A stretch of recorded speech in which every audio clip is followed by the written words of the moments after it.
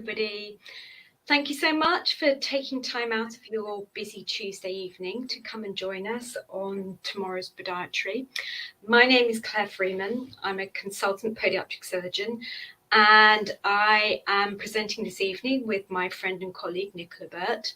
And we're going to talk to you this evening about hallux rigidus and different management options. So we're hoping to make this a really interactive session here. Please feel free to put any comments up into the comment box, and we will try and manage those, talk to you, answer your questions as we go along. So just to give you a little bit of background about myself, I have been a consultant for 8 years. I work in Wiltshire for a private company called Independent Health Group, and we do NHS contract work only. And I also have a private practice which I work out of Ramsey Hospital called Newhall, which is down in Salisbury, and I work there on Fridays. So I have a pretty busy work schedule, and I'm always keen to see students and develop them and mentor them, etc., etc. So that's a little bit about myself. So Nicola, perhaps you'd like to just tell us a little bit about yourself as well. Yeah, sure. So I'm Nicola Burt. I'm a staff podiatrist currently in Nottinghamshire, working full-time there. So I do everything from pre-op assessments to helping out in theatres, to anaesthetic blocks, helping out in recovery, and also dressings, etc., so forth. So I'll touch on a little bit about certain things of which I might see later on within the presentation as well. But yeah, by all means, of interest, if that's of interest to anyone, then feel free to contact, because we're always open for people to come in and shadow and spend some time. So yeah. So this evening, what we thought would be a really good plan is Nicola's going to present some slides for the first part of this session. You might find there's a little bit of interactive chat between the two of us. You know, it's certainly not my intention to be giving a lesson or anything like that, but just kind of like to move things along so that we can try and answer anybody's questions, but also to try and give you a flavour of how we approach a pathology, and B, what we can offer in terms of solutions or management options for these particular patients. So I think we're going to start off with Nicola loading up her part of a PowerPoint presentation, and she's going to talk through her slides as she goes along. And then when she comes to her natural pause, then I'll be loading up my part of the presentation to finish off more on the surgical perspective. So over to you, Nicola. Okay. So can you see my screen at the moment? I can see your screen. Yes, I can see your slides. Okay. So I will start from the beginning then. So this is a presentation on hallux rigidus and surgical considerations. We'll do a case history. So later on, I'll pass it over to you, Claire. So, as I say, my name is Nicola. I'm a staff podiatrist in Nottinghamshire Trust and also Northamptonshire Trust. So, learning outcomes then. Just a brief overview of hallux rigidus, understand the anatomy and the pathology of hallux rigidus, a bit about classifications, differential diagnosis, and just a whistle-stop tour through conservative over to surgical management. So first thing then, anatomy. So there are 4 tendons that insert into the first MTP joint. So that's adductor hallucis, both the transverse and oblique heads, adductor hallucis, extensor hallucis brevis, and also flexor hallucis brevis, and that includes the sesamoid complex. The articulation then, so you've got the first metatarsal phalangeal joint capsule, capsularis as well. The first medial and collateral ligaments, the cartilage, of course, the extensor apparatus, and that includes the extensor sling and the extensor hood. The bones, you've got the first metatarsal head and the base of the proximal phalanx. Nerve supply, you've got the deep peroneal nerve, the medial plantar nerve, and the superficial peroneal nerve. So when you split into dermatomes, that incorporates all. The proper digital nerves also supply here, which you could possibly see. I can't really put my mouse There we go. Yep. Yeah, that's fine. We can see where you're pointing to. So just down here. The arteries as well. So arterial supply, you have the deep plantar artery, the medial plantar artery, and the proper digital arteries. And those are branches of the posttibial artery and the anterior tibial artery, which come from here and trace down like a tree into the first MTP joint. So, Nicola, just a little backtrack there. I may have missed it because you're talking with such wonderful confidence. Did you talk about the sesamoid bones? I did. So in flexor hallucis brevis, the sesamoid complex. Yes. Sorry, I didn't actually have. I don't know if I. Well, no, don't worry if you haven't got pictures of it. But just yeah, I say you're speaking with such confidence. I'm having trouble keeping up with you. Oh, sorry. That's okay. That's okay. So just thought I would just backtrack a little bit because actually the sesamoid bones can be a real issue in hallux rigidus, can't they? Especially if there are any signs of osteoarthritis, I guess. Yeah, absolutely. So I don't want to interrupt with your flow, Nicola. Not at all. Go ahead. So clinical presentation then. So of course we must understand what's normal range of motion in order to understand the stages, and I'll talk about classifications later because I think that's kind of important as well, just to understand how hallux rigidus forms. So clinical examination then, you're looking for perhaps a concertina test. Really with hallux rigidus you don't necessarily get any range of motion or quality of motion either. Some patients in the perhaps earlier stages will present a lot with pain, so you're looking at VAS score in particular, and any visual prominences as well. And I think I've got a nice photo later of sort of your dorsal and dorsomedial prominences. I'm sorry to butt in, Nicola. Can we just backtrack just a little bit? You mentioned the concertina test. Yeah. Would you like to expand on that, or do you want me to talk about that? Yeah, by all means, please go ahead. Okay, so with the concertina test, this is one that I do regularly if I have a pathology which looks somewhere between a hallux rigidus or a hallux valgus, which of course is a different pathology, but sometimes you can get them coexisting. So the concertina test, for lots of people who may not know what that is, this is a test where you push from the apex of the hallux down into the first metatarsophalangeal joint, and this is to measure how unstable the joint is in the transverse plane. So if you push down from the apex of the hallux into the metatarsophalangeal joint, if you see the metatarsal head popping onto the medial side, that's an unstable joint, and that's what we'd call a positive concertina test. In other words, it makes the pathology look worse. Now, you wouldn't expect to see that on a hallux rigidus because there'd be more rigidity in the joint. So sometimes that's a really good way of sort of differentiating whether the key pathology is hallux valgus or hallux rigidus. So I just thought that would be useful because I think it's very easy for us, Nicola. When you've learned something, you forget that you know it, and you forget that there are other people out there who have no idea what a concertina test is. So I just thought I'd just butt in and just thank you. I made that a bit clearer. Okay. Of course. So furthering on to that, I guess you're looking at the visual, as I say, the visual prominences. So when you're doing this, I think it's kind of useful to be mindful of other differentials as well, so much like your callus, and I think more so with hallux rigidus, you would certainly, I guess, somewhat expect to see callus forming under the plantar first medial MTP and also the IPJ.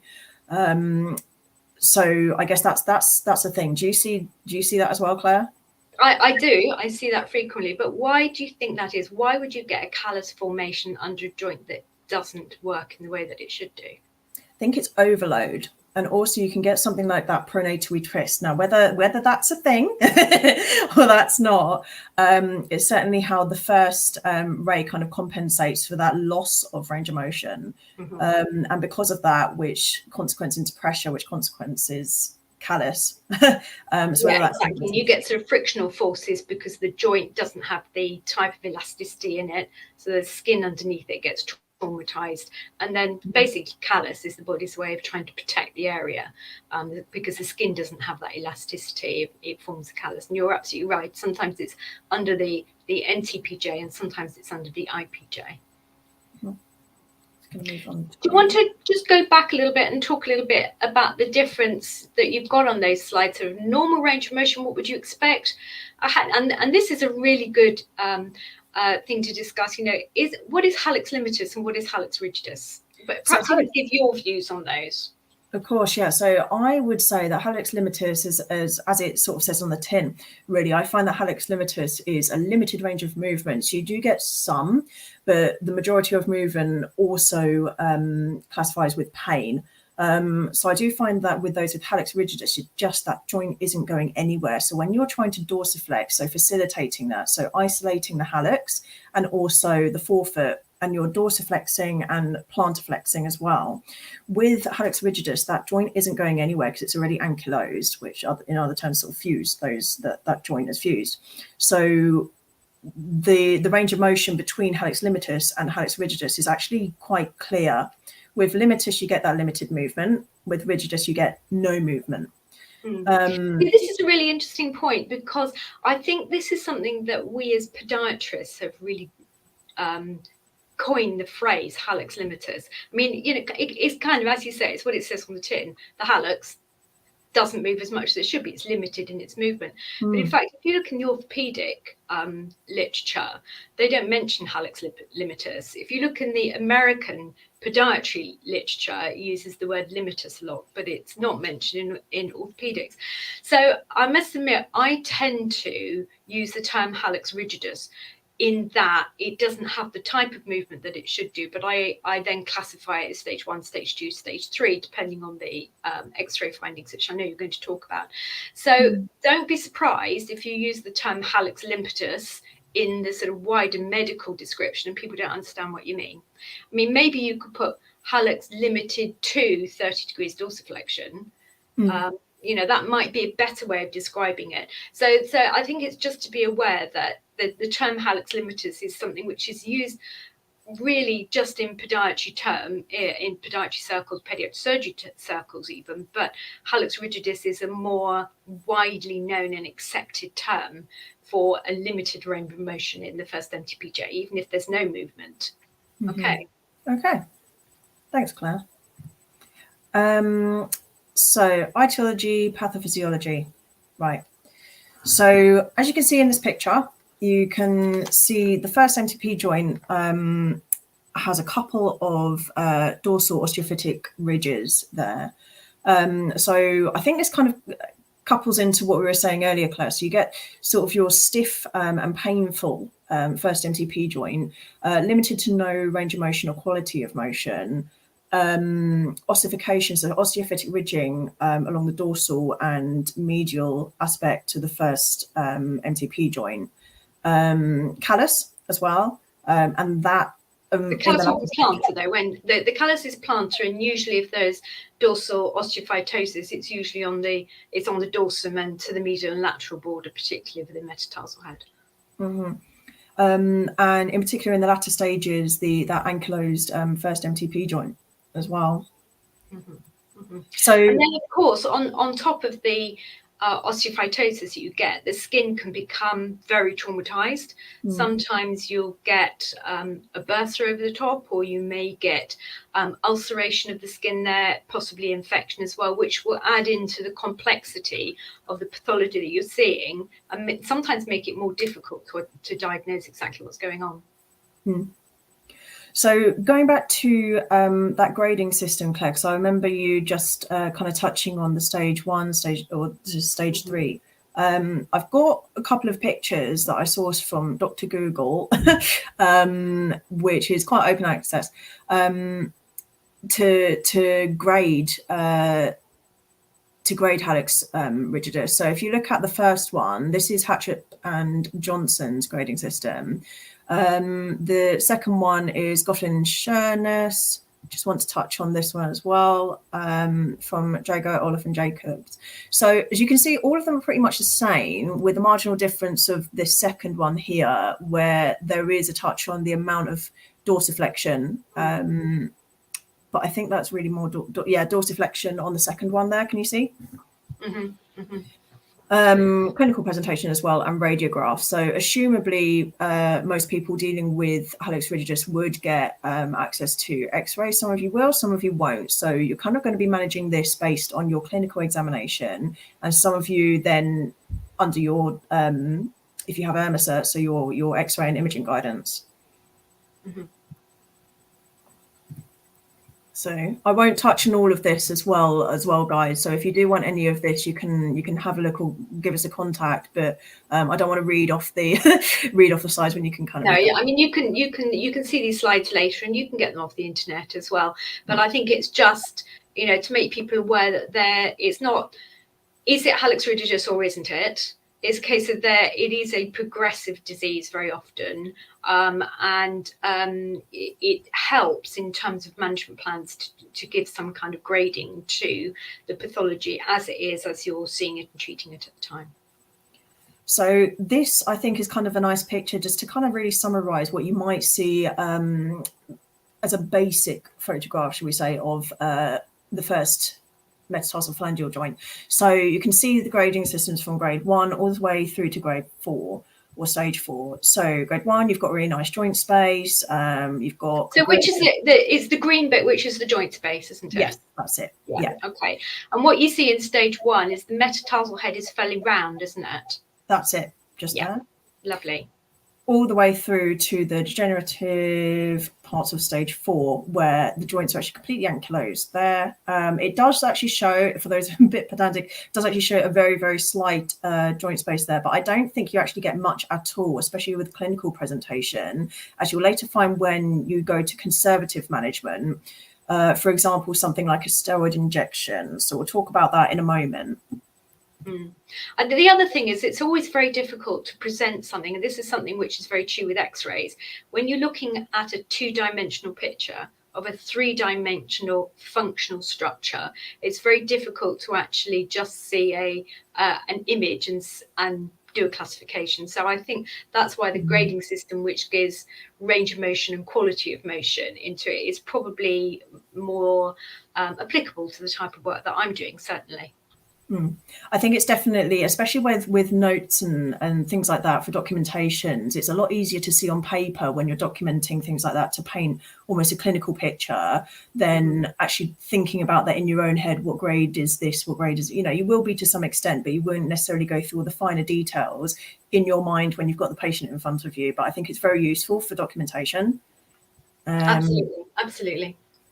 So differential diagnosis, then, there is a range of, and I love this because it gets you to think a little bit deeper about stuff. So I guess differential diagnosis could be anything from your typical arthritis, your hallux valgus, is what Claire, you were mentioning earlier about the positive concertina test. So doing certain things to try and identify whether it is truly a hallux rigidus or whether it is something else.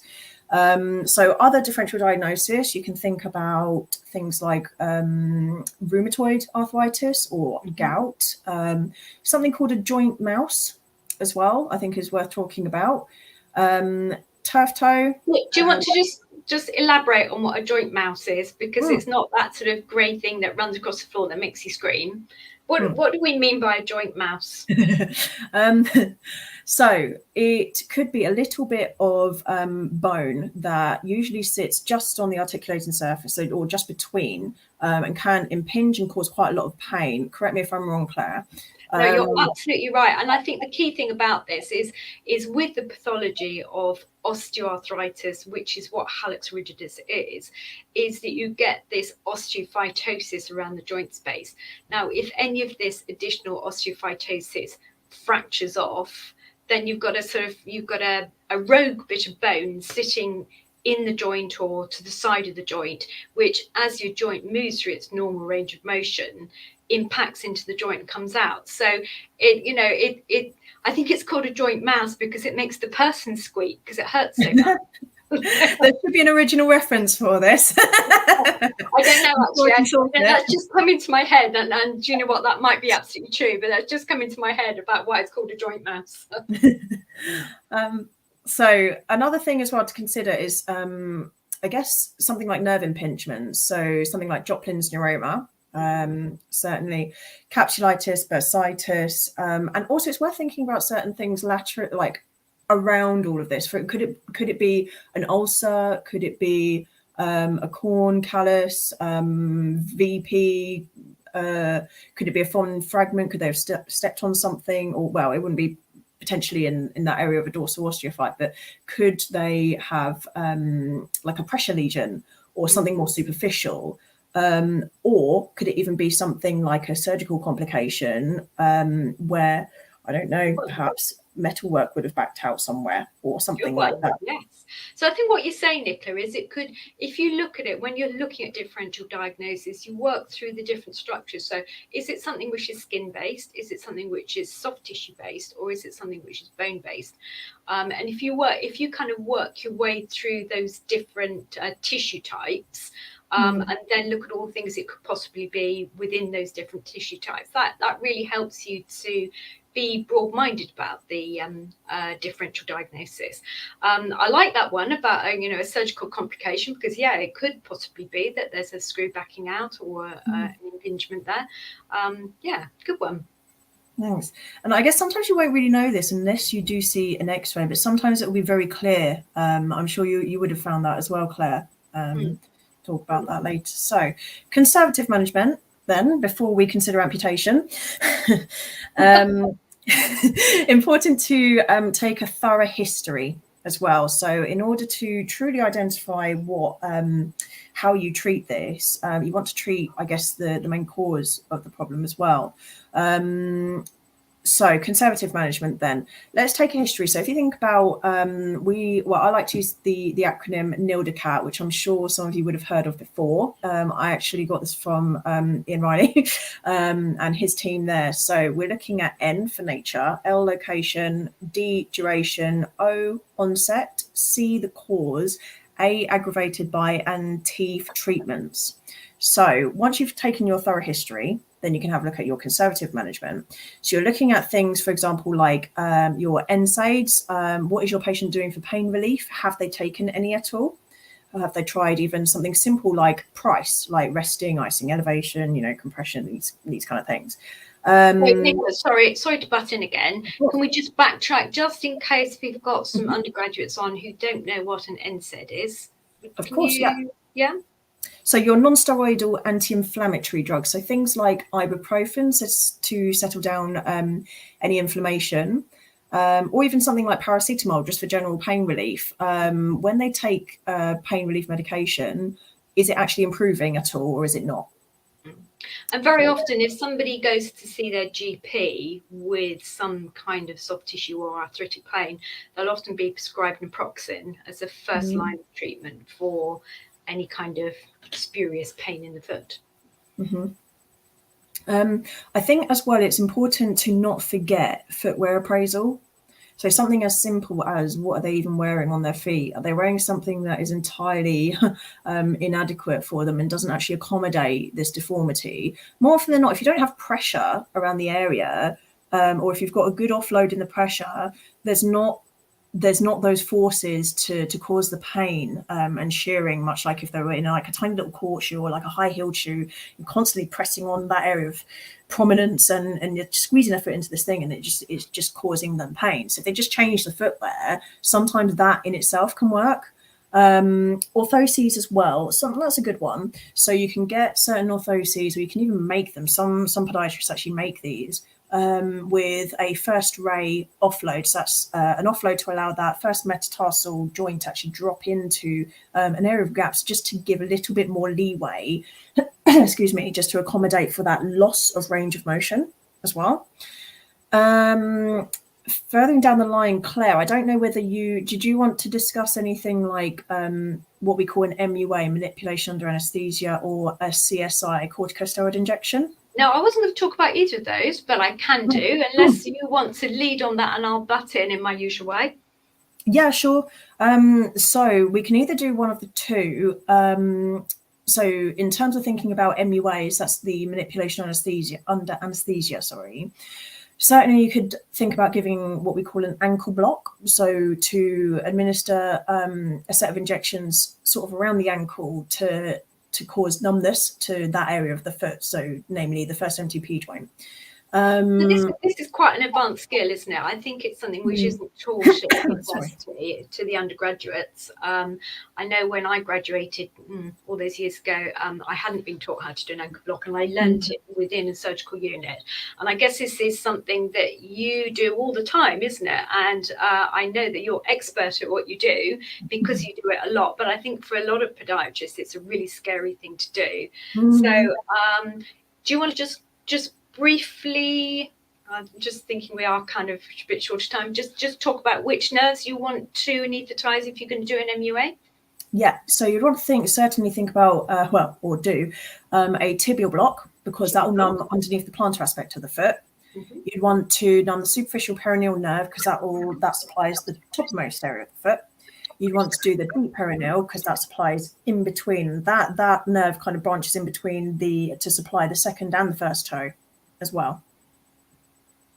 Yeah, deep perineal. Did you say? Deep perineal. Yeah. Okay. And do you do your anaesthetics with ultrasound guidance, or do you do them by surface anatomy? How do you do yours? I do them mainly by surface anatomy, actually. And if I find that I can't, for whatever reason, it's not, if I've missed, namely with the tibial block, it's surprising because it's such a big nerve. How do you miss it? But it happens.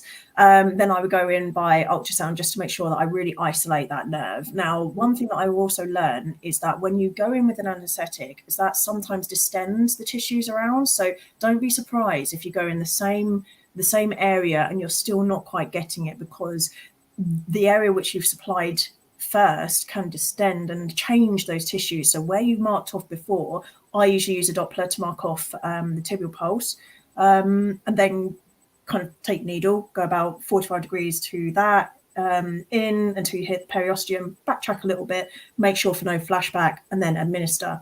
And when you do that, and if it distends and changes the tissues, you might need to go a little bit further proximal, and then certainly you can use your ultrasound just to really isolate that tibial nerve, and then distend. Two things I want to pick up on there. So you talked about a flashback, and what you mean by that is before you inject, you always aspirate. Yes. So you pull back on your syringe a little bit to make sure that there's no blood coming back into the syringe, and therefore you're safe to inject. So that's one of those kind of safety things that we do every time we inject anyway. And the other thing that I wanted to mention on that is, as you inject, you will find that you actually push the soft tissues away because the hydrostatic pressure of the fluid going in. So if you're just on top of the nerve, what can happen is you can actually push the nerve further away. And that's something which is very, very clear if you do ultrasound guided injections, which I do for most of my tibial blocks now. You can see that happening, and it's actually really interesting to see. So my advice to anybody who is interested in doing, advanced blocks is to go and spend some time in a surgical unit, see how the experts there do it, and to start thinking about their skills of using ultrasound guidance as well, because that's a really useful skill. Yeah. Sorry, we've gone off subject a little bit now. We're talking about electrons. We always do this, Claire. No, it's great. Okay. Yeah, so that's what I would do for I guess for a block under for MUA, basically. Plus or minus the SAF. Plus or minus. So MUA in particular, then you want to kind of isolate the hallux and isolate the forefoot. You're almost kind of really, I don't know if you can see my hands because I can't see myself currently on the screen. But you want to really dorsiflex and plantiflex and really move that joint and try and recreate the range of motion which is actually lost within that joint. Now, sometimes I think it's always really paramount that you get an image, like a clinical picture, before you actually do this, because you want to first make sure that you're treating the right thing, and two, just check for how much joint space that you even have to play with. So if you can see no dress, it's completely ankylosed, how will you even get that motion without actually fracturing the thing? I don't know if you wanted to step in on that, Claire, because you might have experience. MUAs that, you know, it's not a delicate technique. I kind of think of it as when I was taught to do it, I was told it was called mauling under anaesthetic rather than manipulation. And actually, I was thinking it as bullying. You're bullying that joint into moving because it doesn't want to, or it hasn't done, or it's ankylosed a bit, or quite often it's, you know, soft tissue adhesions which are stopping it moving as well. So, you know, it's not a delicate movement, and that this is why you do it under anaesthetic, that because you don't want to hurt. You don't want the patient to be feeling pain while you're doing it, and that's why you give them the anaesthetic first. But you'd be surprised how much more movement you can get in many joints by doing manipulation under anaesthetic. Steroid injection then, you could, I guess, in the early stage before the joint is completely ankylosed, to get, and I usually do this under ultrasound actually, because it's kind of nice to see the joint space and see where your needle is going, to make sure that you're completely in the joint. Now, when you see under ultrasound, you'll see all the osteophytes sort of almost in the way, and if you can't kind of get the needle in at all, there's no way that really the steroid is going to make much difference. I don't know if you'll find that, Claire, because you're not, even though you'll put the steroid in, it will just kind of float around the area, but you're not actually within the joints. It's not going to settle down that inflammation local to where you need it. Well, I've got two kind of views on that, or two tips anyway. Yes, I would usually do an ultrasound scan of the joint first, but then what I do is I distract the joint by pulling really hard on the hallux to actually open the joint up a little bit, and then I'm looking to slide my needle around the concave surface and the convex surface between the metatarsal head and the proximal phalanx. So if you go in sort of at 90 degrees to the skin, you quite often just hit bone. You have to kind of like slide it around the metatarsal head. And my feeling is that as long as you've got inside the capsule when you inject, then the steroid will seep down through the joint. But you have to be inside the capsule. If you're outside the capsule, then it will be it won't get into the joint space. But if you've gone through the capsule, then the steroid injection will probably be as successful as it's going to be. Okay. I think those, yeah, certainly. I think like the steroid injections as well, success-wise, I think it's kind of, if they work really well. Some can work not at all, and some can actually make it that tiniest little bit worse if they have a steroid flare. But that's something to talk about at another time. Yeah. But yeah, I certainly think that they can be very useful if they work in sort of your short to mid-term. But then I guess this kind of falls then nicely into that surgical management then, Claire. So sure, we just had a question pop up here, about mobilizations with ankle block. What are the outcomes like? And if you mobilize, distract the joint, what's the pain like after for the patient? And also, are there long-term improvements, reduction for pain? My feeling is that a steroid injection is probably short-term. You're probably looking at 6 months of symptom relief, because a steroid injection will not change the structure. It takes down pain and inflammation. It doesn't change the structure. So if the joint is somewhat ankylosed, you're not going to improve the range of motion by doing that. But if you do a manipulation, you know, an MUA, you'll probably get a greater range of motion in it as well. So in my view and in my hands, these are usually short-term treatments. You know, I tell the patient you'll probably get about 6 months pain relief from this. I always put some local anaesthetic in when I put a steroid in, so the patient, you know, even if I'm doing a steroid injection without an ankle block, I'll always put some local anaesthetic in there. So the patient walks out of the clinic and it feels great. But I always warn them that you can get steroid flare. You might need some painkillers later. It's not a magic wand. It's not a bullet. You know, a treatment bullet. You need to be very careful about how you consent patients before you do these kind of treatments. Okay. Okay. So, have you finished your bit, Nicola? I have. I'm just going to click back onto our bit here. So I don't know if you can sort of see me. Can you see me now? Probably see all of my captions as well. But yeah. I can see you. So I'm just trying to click on Oh, I've got stop Yeah, screen. my stop screen. If you need to stop your screen first, and maybe. Yeah, I've stopped.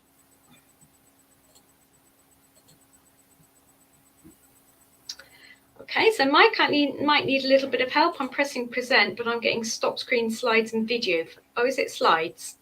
No, it's not that. Hi, Claire. Yeah, if you just go and pop onto the slides there and put it into presentation mode, and I'll then add it onto the screen for you. The voice from behind there.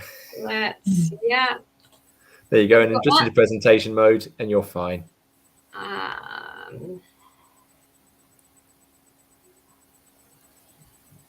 Slideshow from the beginning. Just start the slideshow. Oh, no. That's all right. No. The pleasures of technology. We get there in the end. We're there. There we go. Perfect. I'll bring that up on the screen for you, Claire. You're all good to go. Will I be able to move it on as well, Mike? Yes, I can you move are it on. Indeed. Okay, that's brilliant. So now we're going over to look at surgical management, and I think when you've considered all of your conservative management, you need to start thinking about whether surgical management is an option for you, or for your patient, I should say. And I think it's like a jigsaw puzzle. You have to put all the pieces together, but you have to get the outsides lined up, and you have to get your corners right first. And that all starts with the things that you're very used to doing when you do any kind of assessment of a patient. You have to start with your history, then you have to do your examination, your observations, and then you have to have your tests as well. So it's a simple thing. It's the hot history, observations, and then tests. So when you're looking at surgical management, your history, for me, it goes a little bit deeper than if you're doing a conservative care. So I'd always start with the complaint. What should the patient come in? What did they say the problem is? Not what the GP has written to you and said what the problem is, and not what the physio has referred on and said the problem is, because sometimes the patient comes in with something which is completely different from what's been referred to me, and it's really important that I'm managing the patient's expectations, and I can't do that unless I know what they think the problem is. So Nicola talked to you very eloquently about how you assess what the patient says, the NIL-DOCAT assessment of the history of the complaint. And then things that it's really important to know now: how long has it been going on? What does it feel like? What have you tried already? So your conservative management, because sometimes patients come through to me and they've had no conservative care whatsoever, and it would be a mistake for me to jump straight in with the surgical management without making sure that we haven't at least discussed conservative care. And then once we've done the history and the conservative management they've already done, what I need to know next is what their medical history is. And I know that we're pretty good at taking medical histories, but sometimes when we get a referral through, we haven't been told everything which is important. Patients will say, but it's only my feet. Why do you need to know if I have epilepsy? Why do you need to know if I've had a stroke, or anything like that? Well, of course it's really important, because when the patient is under our care, we need to make sure that we have treated them safely and appropriately, and also that we can manage anything that happens while they're under our care. So those a full history is really important. And then I like to get a surgical history as well, because it may not be important if they've had their a shoulder manipulation, or they've had they've broken a finger or something like that. But if they've had any surgery to their lower leg or their leg indeed, then I need to know what's happened to them in the past, and whether that's going to affect my management decision for that patient, or indeed how they're going to cope with the recovery as well once I've operated on them. Then I need to know what drugs they're taking. Now, this could be prescription drugs, it could be over-the-counter drugs, or it could be recreational drugs. And sometimes that can be really important as well. For instance, if I've treated a number of patients who are recovered addicts, and actually that's made a real difference to how I manage their pain post-operatively. So that kind of thing can make a huge difference to the management plan. And this doesn't just mean the procedure I'm going to do for them, it means the whole plan for them. Then, can I jump in, Claire? Sorry? Can I jump in? Yes, of course. Because I think this is really important, as because obviously, as you know, I'm definitely not a consultant. However, as staff podiatrist, I will see a lot of pre-ops for our consultants, and it doesn't necessarily mean just because someone does, if they do recreational drugs or whichever, it doesn't. I think everyone should get treated the same. Yes. But it just means, how can we adapt and alter our treatment plan to suit that said person? Will they comply with the treatment? Will they be able to, manage at home with perhaps 2 weeks rest, where they can't weight bear in particular, or early, just only light duties of mobilization duties. And also, I think it's worth also just being mindful in that drugs bracket of any herbal medicines that they might be taking as well, because that's really important to know how many herbal medicines actually contraindicate with even some pain relief medication that you might give post-operatively. Yeah, so I mean, the typical one is St. John's wort, isn't it, which has many implications for interacting because of the enzymes that are used to eliminate that. And yes, it is important to have a full picture of your patient if you're going to be prescribing for them, as well as if you're going to be operating on them. Likewise, it's important to know their allergies. So this could be anything from latex allergies, which obviously most theatres now are latex free, but I have to say the one I work in Ramsey is not latex free. There is consultants there who insist on wearing latex gloves. And then I had a patient the other day who was allergic to cashew nuts. No, sorry, I got that wrong. It wasn't cashew nuts. It was, it doesn't really matter which nut it was, but it was a very specific nut. So I wanted to be sure that none of my staff had that in their lunch that day, because it could be on their hands, couldn't it? And if you have somebody who's severely allergic, who carries an EpiPen because they have anaphylactic reactions to the faintest suggestion of this, that's not happening in my theatre. So like that, we need to be really sure about that. We've got a full picture. Cover yourselves. Really. And then smoking is really important because we know that there's a real link between recovery from surgery with those people who smoke, particularly for anybody that we're doing a fusion for. I always ask the questions about smoking and also about alcohol. If you've got somebody, who says, well, I drink a bottle a week, it's really good to check whether they mean wine or whiskey, because that could make a real difference. What? Yeah, that could make a real difference. Yeah, it's not that I'm saying that I don't want to be judgmental at all, but, there might be cases where I do want to get a full blood count to see what their liver and kidney function is like before I start prescribing things for them. Then I want to know what their occupation is. So, this is really, really important, because not only does it make a difference to the discussion that we have about surgical management, because it should be a shared decision.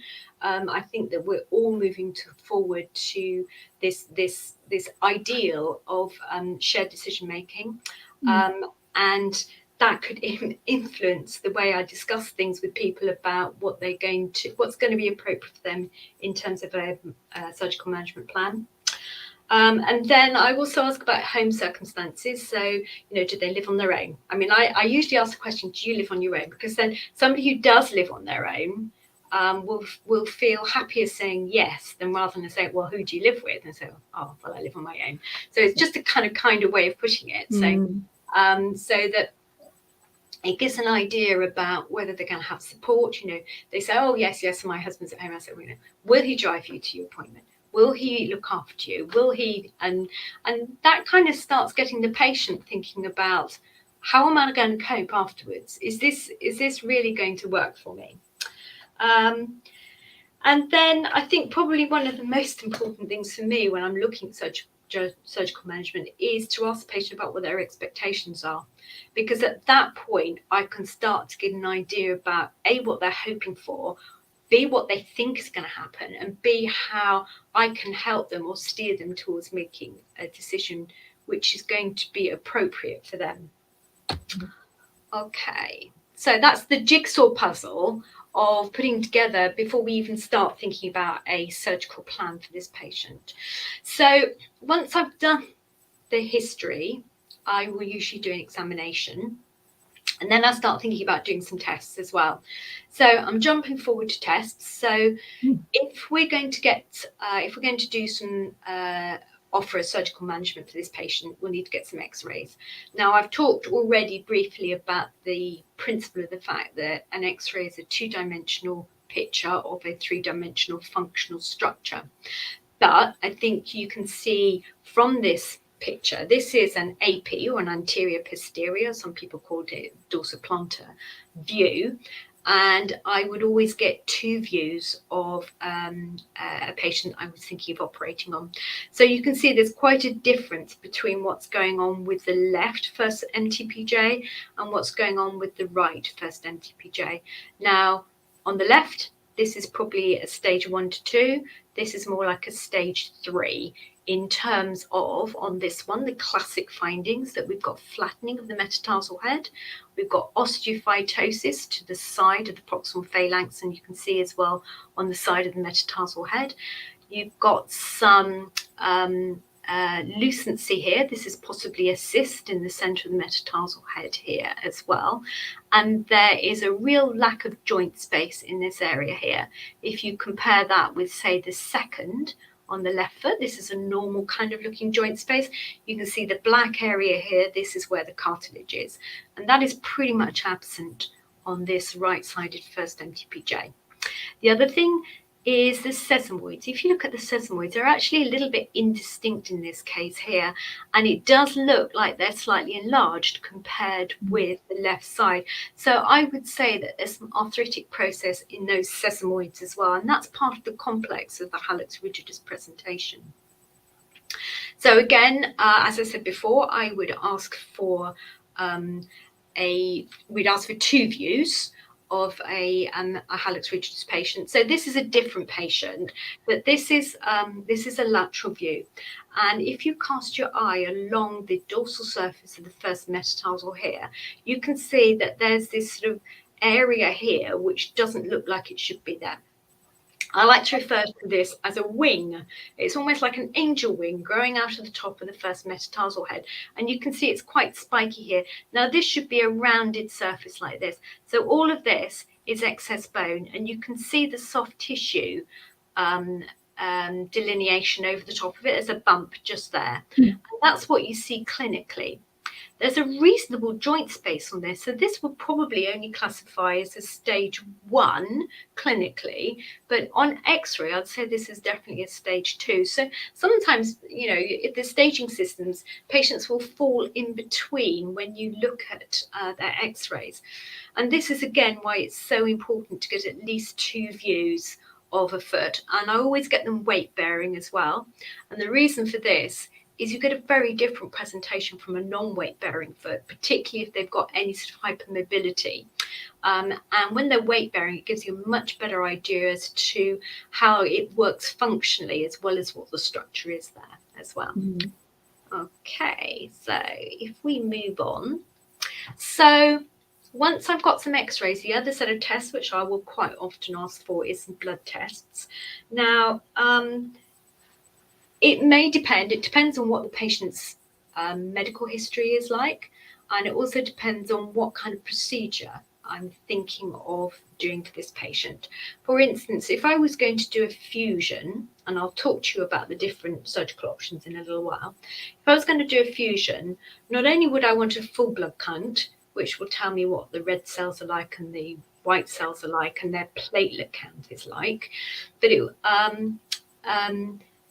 so full blood count, but I'd also want to get their U's and E's. So we're looking at what their kidney function is like as well. That will give me an idea as to how well they're going to excrete any of the drugs that I give them. The other thing that I would like to see is their vitamin D levels. We know in this country that our vitamin D is not stored. We don't make it in the winter months when the sun is low in the sky. Vitamin D is very important for bone healing, and there's a correlation between a non-union, in other words, a failure of a surgical fusion, and those people with a low vitamin D level. So I'd be looking at full blood count. I want to see what the platelets are like. I want to see what the vitamin D is like. They're using these, but also I might want to see what their HbA1c is as well, just to rule out any diabetes, or to check what their diabetes control is like if they are known to be diabetic. So we've done x-rays and we've done bloods. So then I start to move on to what kind of options we have in terms of a surgical solution for these patients. And this will depend on all of those factors put together. So it's the patient's expectations, it's the presentation that they have, it's what are we trying to achieve in terms of doing surgery, and what the pathology is like as well. So really you can divide the surgical options into two branches. There's the joint sparing and there's the joint destructive. So in terms of the joint sparing, the options are to do a cheilectomy, and a cheilectomy is really a case of, I call it a remodeling of the joint. So basically you're taking off all the lumps and bumps. For instance, the where is it? That x-ray there. So what I'd be doing is I'd be taking off all of this area here, all of this excess bone that they've got there, and just taking off the additional osteophytosis, which is seen on the x-ray. We call that a short back and sides sometimes. Oh, that's yeah, that's a really good description, actually. I remember that one. So sometimes what I'll do is a cheilectomy and then a dorsiflectory osteotomy of the proximal phalanx. And I'll talk to you a little bit more about that in a moment and describe what that is and why we do it. Then there's a possibility of a decompression osteotomy or an arthroplasty with interpositional arthroplasty. So an arthroplasty is where you take off the base of the proximal phalanx, and then you can interpose the capsule into the area to sort of soften the area between the end of the cut proximal phalanx and the metatarsal head. I don't do these very often, but some surgeons really favour this particular procedure. You can do a silastic joint implant. Now, this is a double stem implant where one stem goes into the metatarsal head, one stem goes into the proximal phalanx, and that can be a useful procedure. Again, I don't do them very often, and there's several reasons for that. They're not recommended for anybody under the age of 65, and the reason for that is they tend to have a 10-year lifespan, and within 10 years they'll either fracture or break, and the patient may well need further surgery. So for some patients, that will tick the box for them. That's what they're looking for, and if they need another procedure when they're 10 years older, then they'll go for that. But certainly for our NHS patients, I won't get funding to do that kind of procedure for somebody who's under the age of 65.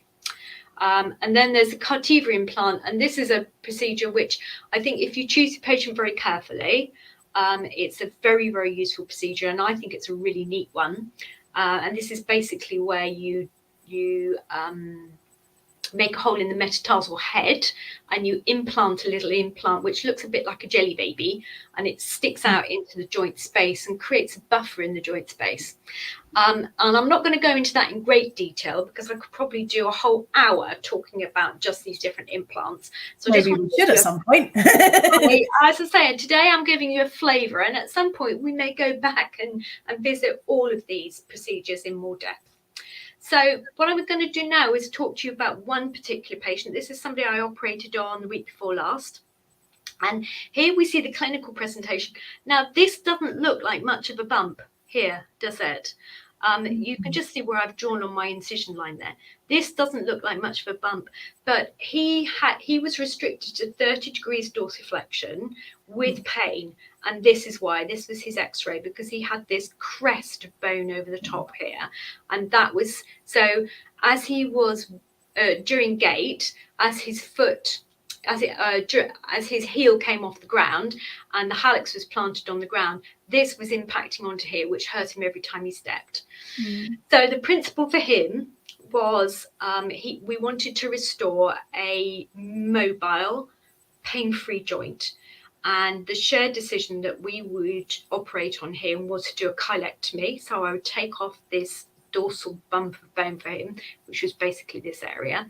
And then I'd do a Kesselboni, which is a dorsiflexury osteotomy. And I'm going to show you that on the next slide, I hope. Yes, here we go. So here's an image of what I was planning to do, is to take off the flare of bone, which he has on the top, take off a little bit from the proximal phalanx, and then take this wedge of bone out of here. Now, if you then close this wedge down and put a piece of fixation on, you've dorsiflexed the proximal phalanx so that you tend to rock off this joint, as well as having a better range of motion in this joint. And this is a really neat procedure for somebody who's got a stage 1 or 2 hallux rigidus. It restores a functional joint for them, and they make a pretty quick recovery from this. And in my hands, it's been very successful. I know there's been quite a few papers written about what a good procedure this is. So I was going to say something else, and I can't remember what it is now. We could have looked at lots of different options, and I think, in fairness, there are some surgical units, if this patient had gone along to them, that they would have offered him a surgical fusion as the gold standard for any form of hallux rigidus. Can I jump in? Yes, of course. So I think actually that's really good to touch up on, because why would you then choose, and you'll probably talk about this just in a moment, but I'm going to jump in anyway. Why would you then choose, if this is a gold standard, why would you choose a Kesselboni and a chilectomy over, or like a joint spurring procedure over a fusion? I guess it comes down to my clinical aims and the patient's clinical aims as well. For lots of people, as soon as you mention fusion, and I do go through a range of options for patients, so to help them make a decision about what's right for them. For lots of people, if you say, I'm going to fuse that, how do you feel about fusing that joint so it no longer moves? They often say, well, how will I walk? Yeah. So for those people who have a sort of stage 4 hallux rigidus, the joint doesn't move anyway. They've already compensated the gait. So the option of doing a fusion for them means that you're taking away the painful little bit of movement that they do have. So it's a good option. If you've got a patient like this patient who has a bump which is irritating on his shoes, and as the joint moves, it hurts him because bone is impacting on bone, then trying to restore a joint which is functional means that you have a very happy patient.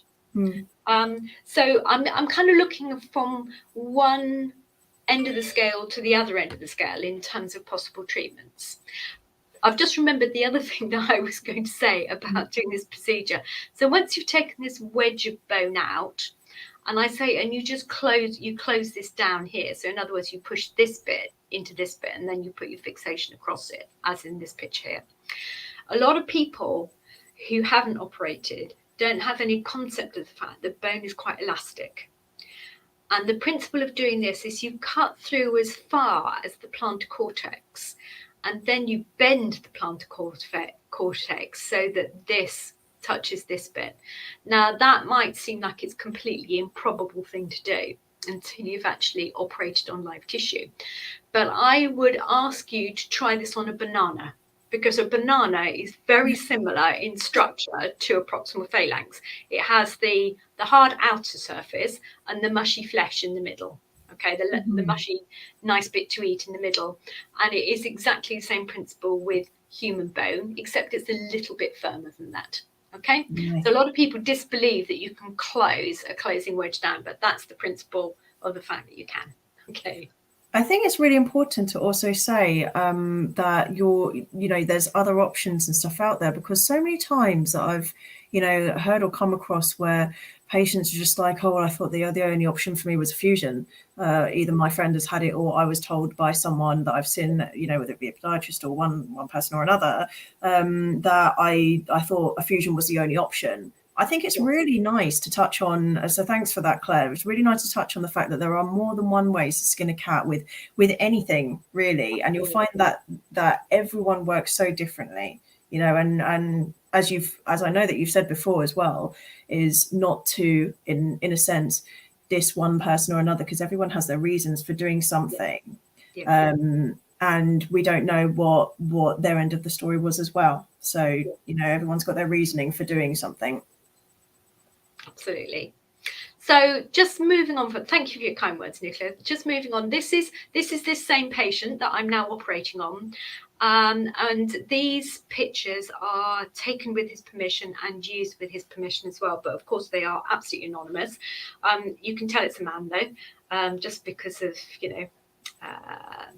male features on there. So I took this image because this is the metatarsal head here. This is the base of, this is the proximal phalanx here. Now, can you see this? I'm holding in my toothed Adson here. This is the fragment of bone that you could see on the lateral x-ray, but it's completely loose. When I got in there, I couldn't believe it. It was completely loose. It looked almost like a tooth. Is that what I think it is? What? Say that? Is that what I think it is? That's not a joint mouse, is it? Well, you could have considered it as a joint mouse, yes, because it was completely loose. It had broken off the metatarsal head. And as I say, I literally picked it out, and it had this sort of appearance of a tooth. And that was sitting in the dorsal surface within the joint space, underneath the capsule. That was sitting in the joint.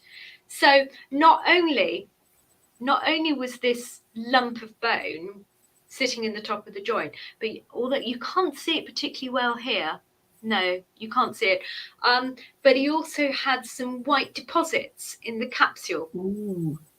What do you think that might have been, Nicola? Sounds to me similar to that of gout, like gouty absolutely. So there were two options. If you see white deposits in the capsule, there are really only two possibilities there. Either he's had a steroid injection, and that steroid can, the solids within the steroid can quite often leave kind of white deposits in the area. And that's relatively common when people have had steroid injections, or it could be gout deposits. Now, this chap hadn't had a steroid injection, so there were gout deposits. So although he didn't have the clinical symptoms of gout, and he didn't tell me that he'd ever suffered from gout, he'd obviously had episodes of gout in the past. So there was a very mixed pathology going on here. Let me see. Yep, so here he is once I've finished him and sewn him up. And this is just to demonstrate that I've got 90 degrees dorsiflexion in that joint. And I'm hoping that he will maintain. He may lose 10 degrees or so, because sometimes that happens with, just as it scars up and as it heals up, you lose a little bit of that mobility. But on the table, once I'd finished that procedure, he then had 90 degrees dorsiflexion available at the first metatarsal phalangeal joint. And that's what I'm looking for. If I do some kind of joint sparing procedure, that's what I'm looking for. That's a beautiful picture. That's lovely. Okay, so the other end of the scale, if I have a patient who presents with, clinical findings like this, can you see there's a huge lump over the first metatarsal phalangeal joint? This is the X-ray. So this is definitely a stage 4 hallux valgus, flattening of the metatarsal head, osteophytosis, some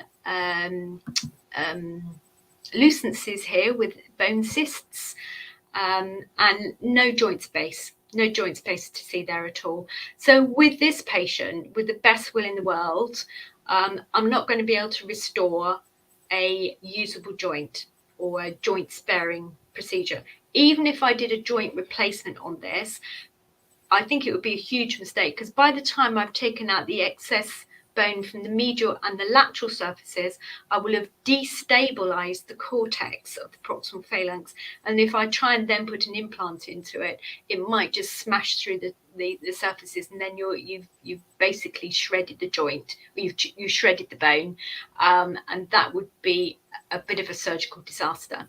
If I see a joint which is as arthritic as this is osteoarthritis, then I feel that the best option is to offer them no treatment or a surgical fusion. And no treatment is always an option within any kind of surgical plan. Okay, so this is what he looked like on X-ray. This was what he looked like in clinically, and you can see that I've marked him up ready for surgery. I put first metatarsophalangeal joint fusion. That's part of our surgical process. And as I got him open, it's a little bit out of focus, I'm afraid, but you can see this is the surface of the dorsal surface of the metatarsal, and you can see that there's this sort of proliferation of bone all around it, and that all has to go in order to do your fusion. So moving on, this is a much better picture. We got it in focus there. By the time I've taken out all of the proliferation, and I prepared the joint surfaces and I plated it together, that's what it looks like before I sew it up, and this is what it looked like at 4 weeks post-op on X-ray. So actually he did incredibly well, because we've got hardly any swelling here. What a difference. You can't even really see. That's where the joint space would have been. That's my cross compression screw, and the plate sits really nicely. So this patient can now get a shoe on and they can walk comfortably. Yes, they're walking, and it's not a perfect walking foot, because yes, he does a low gear heel off, toe off, because he's laterally loading, but he's been doing that for many years anyway, because that joint was not working beforehand. So we've now given him a pain-free joint which he can mobilize on, and that for me would be that's a good option for that patient. So really what I've done is I've given you one extreme to the other in terms of surgical options, and there are quite a few in between, which I'd be happy to come back and talk about another day. So do we have any questions pop up, Nicola? So, and then just to my last slide there, if you want to check me out, you can look at me on Doctify. I've got a website. I'm on Instagram and LinkedIn as well. So if anybody wants to get in touch with me, come and do a visit, ask me any questions, feel free to contact me. I would definitely recommend a visit to see Claire, by the way. Claire, you were the first, as I keep saying as well, you're the first one that I saw. First surgical experience I ever had, and you're with Steve Chris, and it was a real insight, and so it's definitely worth a visit. And I would say that with anyone, whether you're surgically minded, whether you're viewing to follow the surgical pathway or not, it's really useful to see all the options that are open to the sort of the podiatry umbrella, as per se, just to be mindful about things that are available for your own patients, So sadly we've not had any comments or chats come up. Oh yes, we have. I've been looking in the wrong column. Oh right, so somebody has asked, well, what's your website and social? I put that on the last slide there. It's very easy. Claire Freeman, footsurgery.com. That's my website. As I say, anybody who wants to get in touch, please do. So have you got anything else to say, Nicola, or shall we wrap up for the evening? More than happy to wrap up, other than it's just popped into my mind, if there's any other comments at any time, because I think we're speaking about doing some more sessions in future. If there are any other topics that you guys would like us to touch up on, or anything in particular, please do get in touch, post any comments, or get into contact with one of us, because it'll be useful just to be able to get perhaps a theme or something like that that we can. So on those lines, I know that tomorrow's Podiatry has Alan Bothwick on next week talking about prescribing. He is the guru. Please dial in and listen to him, because he has done so much for podiatry, so much for elevating our status, changing independent prescribing and all those things. So, definitely, and he knows so much. He knows so much. Working behind the scenes. Absolutely. So he's definitely worth dialing in to listen to. There's also the Facebook page. So it's the Tomorrow's Podiatry Facebook page, which is open access as well. So, Claire, somebody said we've just got one. Yeah. Matthew James, Cartiva implant has poor record of success in my understanding with the prosthesis falling out. What's your experience of this? My experience is for the right patient, it's an excellent procedure, but I'm very, very selective about which patients I use it on. I don't do very many. I think it's a very neat procedure. And I think, again, for the right patient, really good outcomes. I acknowledge that there are quite a few people who have not had good outcomes that haven't been in my patient group. But as I say, I'm very, very selective about who I do it for. Okay. But you're right, you'll see a lot of bad press about it as well. So Matthew, I hope that answers your question. And I don't think we have any other questions at this point. So it's just up to us to say thank you very much for dialing in tonight. And we are back on the air. Nicola and I will be back on, I think it's the 22nd of November, but there will be some other things in the meantime. So thanks for dialing in tonight, and we'll see you all again soon. Good night. Night.